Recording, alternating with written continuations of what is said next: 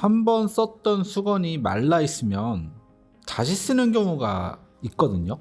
한 번 정도 쓰는 거는 위생적으로 문제가 없겠죠? 순간 뜨끔했는데요. 저는 수건을 그냥 쓰는 편이거든요. 위생상 물기를 닦아서 축축해진 수건은요, 곧바로 세탁하는 것이 가장 좋은 방법이긴 합니다만, 화장실은 물기가 많고요, 습기가 많아서 세균이나 곰팡이가 번식하기가 아주 쉬운 환경이죠. 변기라든지 아니면 타일뿐만 아니라 칫솔은 물론이고요, 당연히 수건에도 세균이나 곰팡이가 번식하는데 아마도 가장 많이 번식하는 곳이 바로 수건이 아닐까 생각됩니다. 수건은 수분을 흡수하기 때문에요, 다른 물건들보다도 위생에 있어서 더 취약한 곳이 될 수가 있기 때문이죠. 공공장소에서 여러 사람이 수건 한 장을 돌려 사용하는 것은 가급적이면 피하시는 것이 좋겠죠.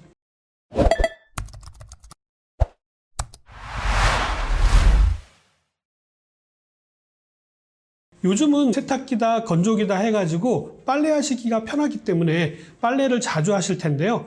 저희 집 같은 경우에는요, 손 닦는 용도로 사용하는 수건은 손을 닦고 나서 건조되기 좋도록 잘 펴서 하루 정도는 사용하는 것 같고요.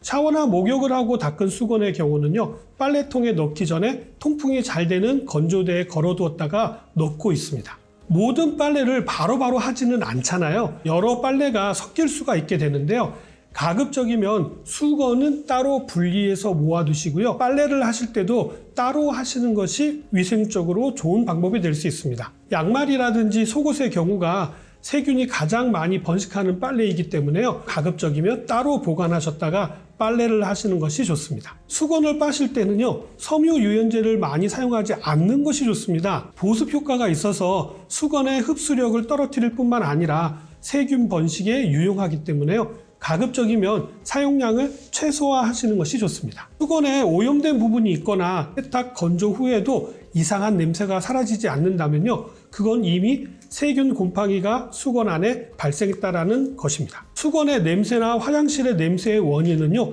대부분 미생물의 대사에 의해서 발생하는 가스가 원인이 되기 때문이죠. 이럴 때는요, 뜨거운 물에 과탄산소다 한 스푼을 넣고요, 수건을 한 20분 정도 담가둔 뒤에 식초를 부은 후에 오염된 부위가 깨끗해질 때까지, 세균이 완전히 없어질 때까지 손으로 비벼서 빨래를 하신 후에 햇볕에 일광 소독을 하면서 말리시면요, 깔끔하게 해결됩니다.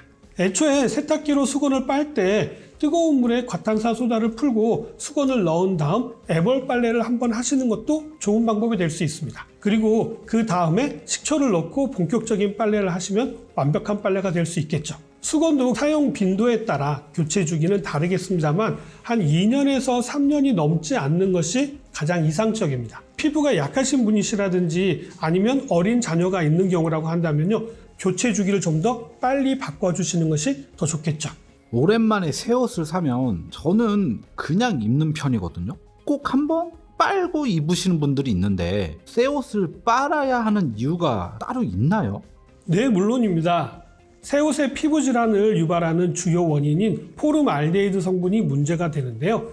이 포름알데히드는요, 발암 물질로도 잘 알려진 성분이죠. 그럼에도 불구하고요, 사용하는 이유는요, 유통 과정에서 생길 수 있는 여러 가지 주름이라든지 곰팡이를 막는 방부제 역할을 하기 때문에 대다수 옷에 들어가는 성분입니다. 구김 없는 셔츠에 포름알데히드가 많이 사용되고 있는데요. 그 이유는 천을 이루고 있는 셀룰로스와 포름알데히드가 서로 만나서 반응을 일으키게 되면요, 교차 결합이 생기게 되면서 구김의 강한 특성을 가지게 되기 때문입니다. 포름알데히드는요, 1급 발암 물질로 공기 중에 극소량만으로도 눈이라든지 코, 목을 자극해서 화끈거림이라든지 메스꺼움을 유발하게 되고요, 장기간 노출되게 되면요, 백혈병이라든지 폐암에 걸릴 확률이 높다라고 알려진 물질이죠. 국립암센터 연구소에 따르면요, 기침이나 피부 가려움증도 유발하는 것으로도 알려져 있죠. 새 옷을 빨지 않고 입게 되면요, 색을 입히는 염료로 사용되는 아조아닐릴도 그대로 남아 있게 되어서 피부 가려움이라든지 알레르기 및 염증 등을 유발할 수가 있게 됩니다. 스포츠 혹은 아웃도어 의류들처럼 신축성이 좋고 방수 효과가 있는 기능성 의류에 많이 사용되는 성분이기 때문에요,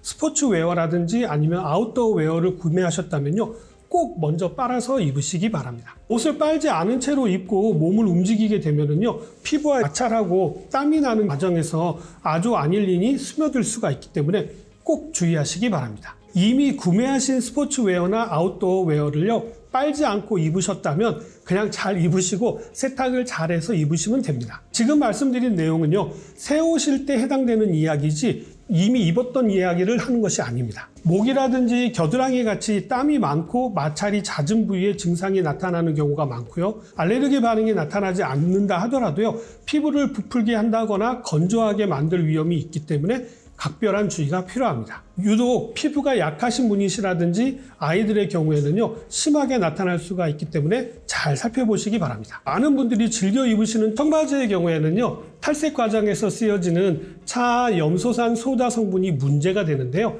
이 성분이 피부에 접촉하게 되면은 화상이라든지 수포, 가려움증을 유발하게 되고요. 눈에 닿았을 경우에는 눈이 손상될 우려가 있기 때문에 최소 한 2번 이상 빨고 입는 것이 훨씬 더 안전합니다. 빨래하는 법을 잘 몰라도 빨래는 신옷과 색깔 있는 옷을 나눠야 된다는 거는 정말 다 알고 있잖아요. 그럼 수건과 속옷, 그리고 하얀 옷도 다 따로따로 빨아야 하나요?